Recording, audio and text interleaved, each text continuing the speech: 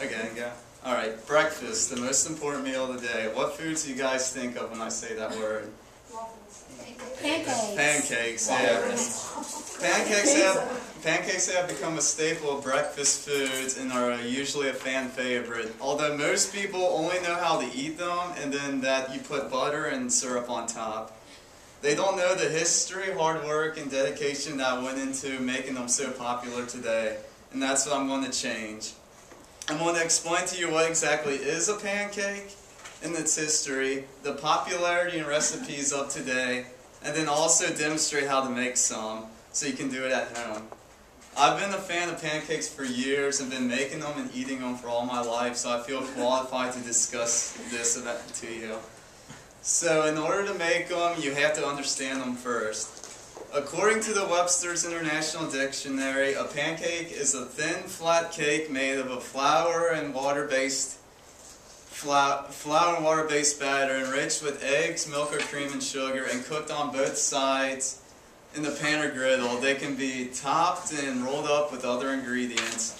And then they're found all over the world, like in Russia they're called blini, in France they're called crepes, in Korea they're called batter cakes, and in Norway they're called leafsa. And then their origins, according to Jean Thwaite of the St. Petersburg's Times, the pancake originates about 400,000 years ago when ancient peoples pressed together a mixture of grains and water and let it sit out in the sun to cook. And then moving along in time, the Roman breakfast called incannullum, it's Latin, I believe. They sometimes featured pancakes made from wheat, and they are often eaten alongside with eggs and fruit and honey and milk. And then coming over here, Americans have been eating pancakes since we've become a country in the late 1700s. And then pretty much they've been calling them hoe cakes, Johnny cakes, flapjacks, and flannel cakes up until the late 1800s, where pancakes got their name. And then the pancake mix, according to Dory Greenspan of Pancakes Morning to Midnight, the first commercial pancake mix came out in 1889, which would be called Aunt Jemima, and it was a hit amongst its consumers. And then, because it was a hit, many other brands of pancake mix came out in the stores in the early 1900s. Then IHOP opened in 1958, one of the first pancake restaurant chains. And then, since you know the past, now let's go to the present. According to Beverly Bundy of the Fort Worth Star-Telegram, a survey conducted a few years ago asked many families if they ate breakfast together on Sunday mornings. 84% of them said yes, and 37% of them said they ate pancakes together. And then IHOP established National Pancake Day in 2006. And according to the National Pancake official website, it raised $5,350,000 for the Children's Miracle Network and have served more than 10 million buttermilk pancakes since 2006. Then there are also many pancake eating challenges, such as the Mac Daddy Challenge, as seen on Man vs. Food. You guys watch that. Adam Richmond has to eat 4 pounds of pancake and toppings, and he fails pretty bad. And then binging on pancakes is also popular on Shrove Tuesday, which is the day before Lent. And then pancakes have also gone from a breakfast food to more of any food or any meal. Like dessert, out of Joy Bauer's Slim and Scrumptious Cookbook, there's a recipe called double chocolate pancakes with strawberries and strawberry sauce, which could be eaten as a dessert. And then out of the Pancakes Morning to Midnight book, there's a recipe for dinner ones called roasted garlic pesto pancakes with easy aioli, which sounds gross. And then with all the proper knowledge now, let's make some. So with a griddle like this, you set to 375 degrees, that's a great temperature to cook. And then you get your mix, to make it simple, I'm just using, you pour it in a measuring cup, make sure you get it all out. Then for this mix, it says to use 2/3 cups of cold water, so you just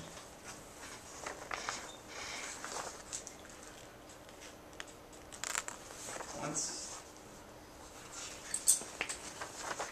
twice. Then you take a whisk like this, and you just stir around vigorously until all the mix has been mixed in well with the water. It should look pretty damp.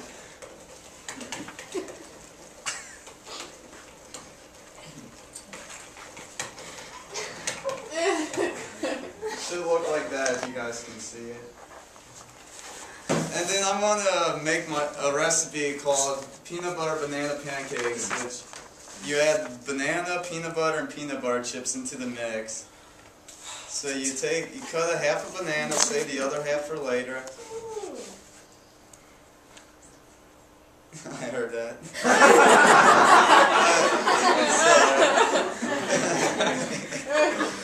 So you just cut some of it in, and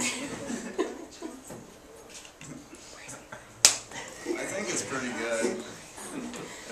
Then you just mix them around a little bit. Then you add about a half cup of peanut butter in,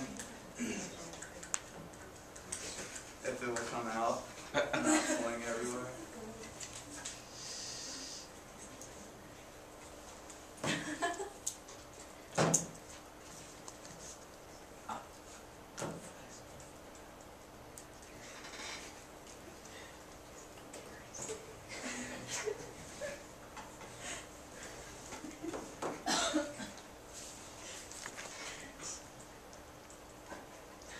I got it. It's not participating with me.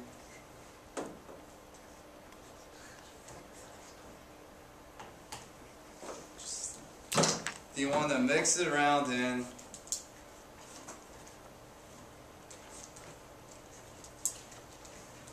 Sure you get every bit of it in there.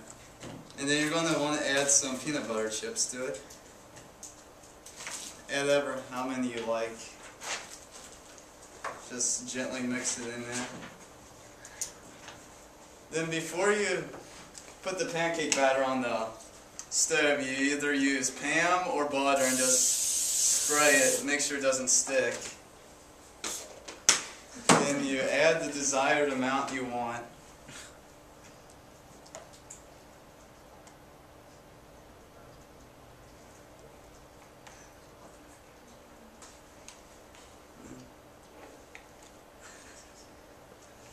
Then when they cook, they should start forming little air bubbles on top. And then after a few minutes, those little air bubbles will start to burst. And that's when you flip it over. And then you just let the other side cook until it's brown enough for you.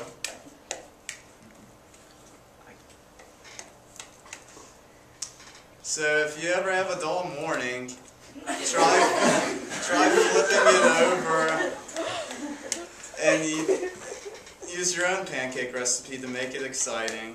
And that's it. It's going to take a while for these to cook. So I have to cut short.